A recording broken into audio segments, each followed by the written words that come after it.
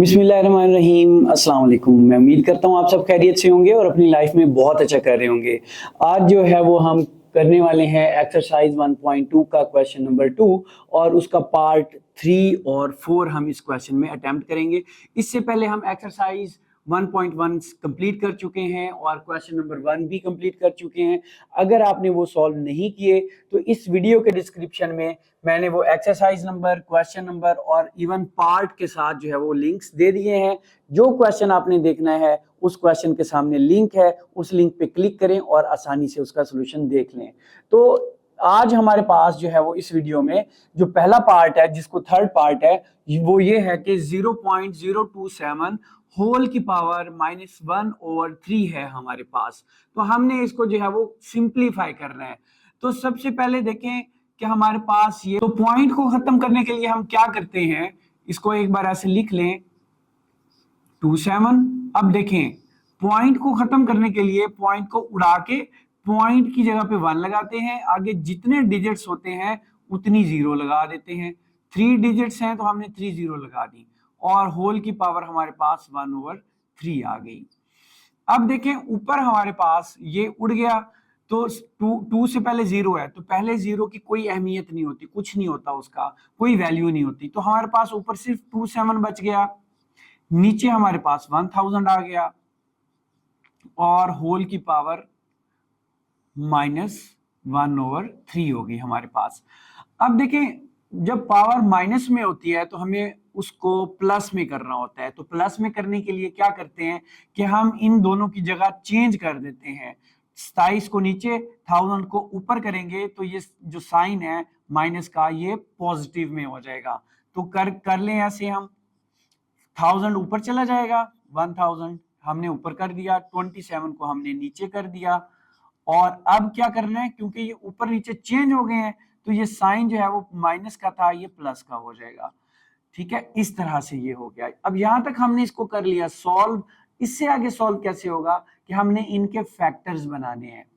ठीक है, तो जरा गौर से देखिए यहाँ पे 3 पावर है, ठीक है, 1/3 है। तो कोशिश ये करनी है कि इनकी जो फैक्टर्स हैं किसी तरह वो 3 बने।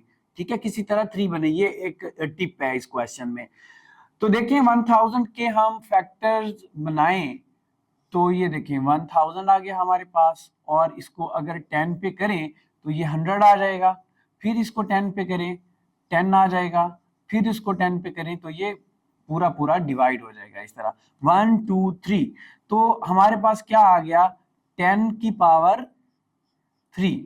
सही है, या इसको आप ऐसे भी लिख सकते हैं 10 मल्टीप्लाई 10 मल्टीप्लाई 10 बटा में। अब 27 का भी इसी तरह से जो है वो सॉल्व कर लेते हैं। 27 को इधर रखें और क्या करें, ये देखें ये 3 पे जाएगा, 9 आ गया, फिर 3 पे जाएगा, 3 आ जाएगा, फिर ये 3 पे जाएगा तो ये 1 बच जाएगा।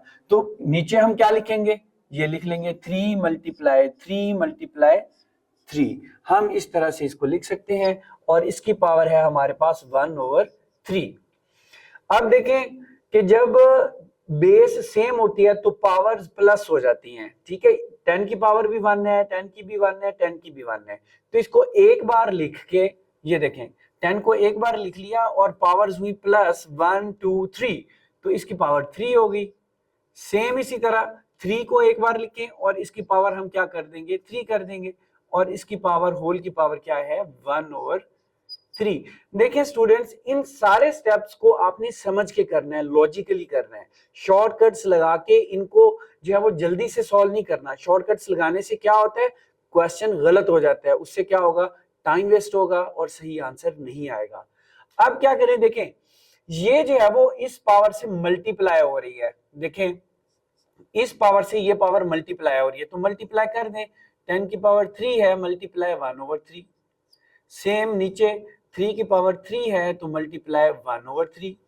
तो अब क्या करें, ये देखें 3 से 3 कट गया, 10 की पावर 1 आ गई और 1 को हम नहीं लिखते। सेम ये 3 से 3 कट गया, 3 की पावर 1 आ गई और जो 1 पावर है वो हम नहीं लिखते। तो 10/3 हमारे पास सिंप्लीफाई हो गया। तो यही जो है वो हमारा आंसर है। तो इस तरह से ये क्वेश्चन हमारा सॉल्व हो जाता है पार्ट 3।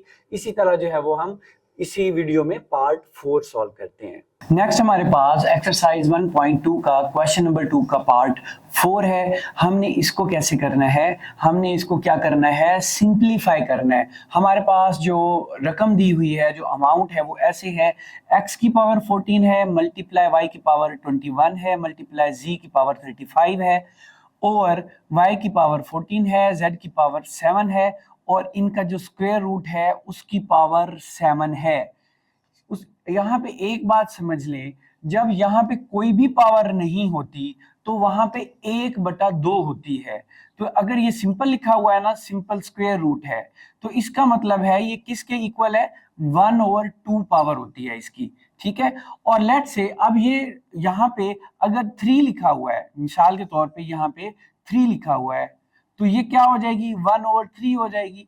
इसी तरह ये 7 लिखा हुआ है, तो ये क्या पावर है, ये 1/7 है, ठीक है। ये बात याद रखें। तो हम इसको पहले इसी तरह से लिख लेते हैं कि इसकी पावर 1/7 कर देते हैं, ये बाकी वैसे की वैसे लिख लेते हैं, फिर जो है वो इसकी पावर 1/7 कर देते हैं। ये समझ लें आसानी से। क्वेश्चन में उसने यहाँ पे मल्टीप्लाई नहीं लगाया हुआ, लेकिन इसका मतलब यही है कि ये मल्टीप्लाई ही हो रहे हैं, ठीक है। और यहाँ पे z की पावर 17 और मैंने क्या बताया है, होल की पावर क्या हो जाएगी, 1/7 हो जाएगी। यहां तक हमने सॉल्व कर लिया। अब क्या करना है कि ये जो नीचे वाली है ना, ठीक है, नीचे वाली जो पावर्स हैं, अगर बेस ऊपर सेम है तो नीचे वाली जो पावर है ऊपर जाके माइनस हो जाएगी, और अगर नीचे माइनस है तो ऊपर जाके प्लस हो जाएगी, ये याद रखें।